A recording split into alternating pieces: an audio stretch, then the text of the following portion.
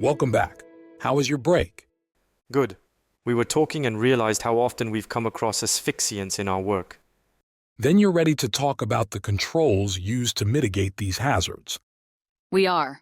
How do we stay safe around these hazards? Some of them are difficult to detect. In the hierarchy of controls, there are 5 types of hazard controls: elimination, substitution, engineering controls, administrative controls, and PPE.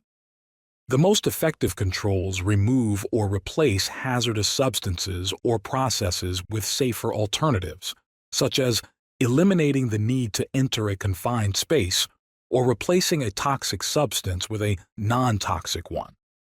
When these controls aren't available, we have to manage hazards with other controls. Engineering controls create a physical change in the workspace. Like ventilation systems that remove hazardous gas and add fresh air?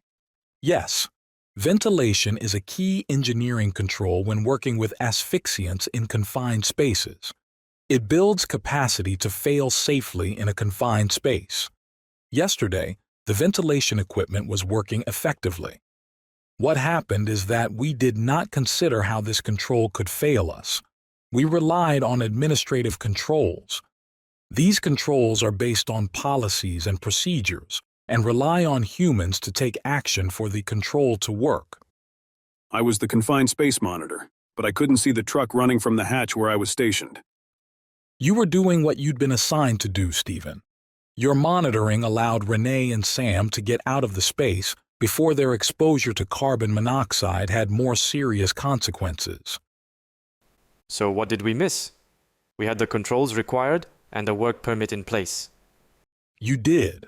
This incident reminded us to always be aware of other work being conducted in the area and to watch for any developing hazardous conditions. I could have radioed someone to check the ventilation when I saw the truck approach the area. Yes, Stephen.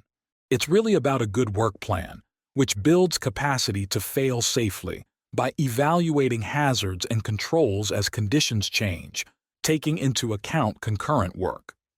This morning, I spoke to the welder who parked the truck there, and he feels terrible.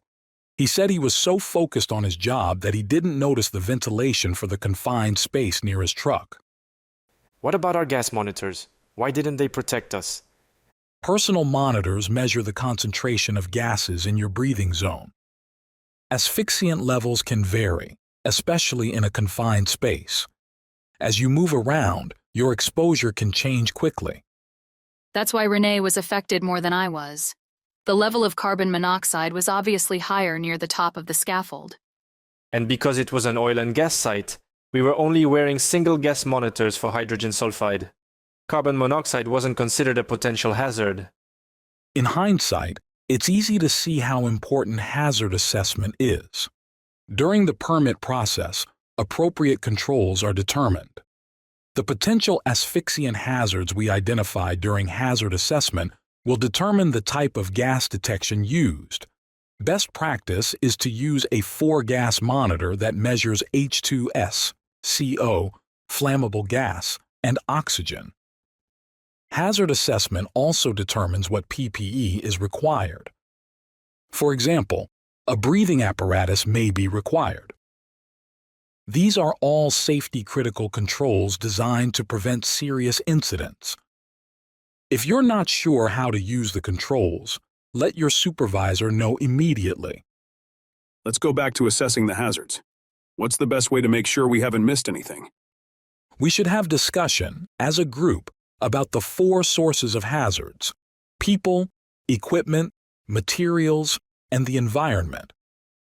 And the energy wheel helps us recognize hazards related to any energy sources. Did you know that asphyxiant hazards can arise with a temperature change, like the sun shining on a tank? Or that motion, like walking, can agitate a substance and create a hazardous environment? Before we get back to work, take the time to reflect on what we've discussed. Consider these questions. What hazardous energy could be present? What hazard-creating activities could exist inside or outside the confined space? Considering the hierarchy of controls, are they enough? Visit Energy Safety Canada to learn more about what it takes to safely complete work.